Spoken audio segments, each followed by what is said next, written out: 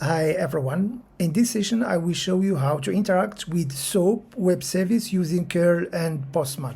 A SOAP web service is mostly used in older projects. Today, the trend is more toward REST or gRPC. However, in real-world scenarios, you may still need to work with legacy system. So tools like cURL and Postman are still very useful. In SOAP, you always send requests in XML format inside the request body. This XML defines the action you want to perform.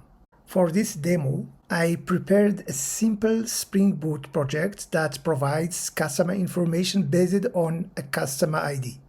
The code is quite straightforward, and I will explain in detail how to create SOAP web service with Spring Boot in another video.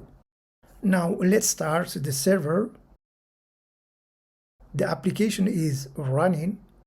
We can access the WSDL at this URL. The WSDL describes all available operations and services exposed by the web service.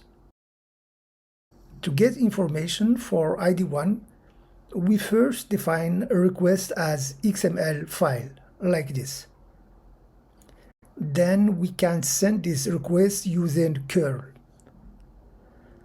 The important part is to set the correct HTTP method to post and to include the header content type text XML.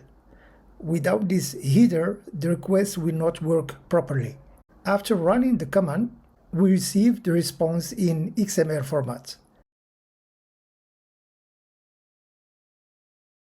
We can do the same in Postman by creating a post request, adding the XML body, and setting the correct content type header.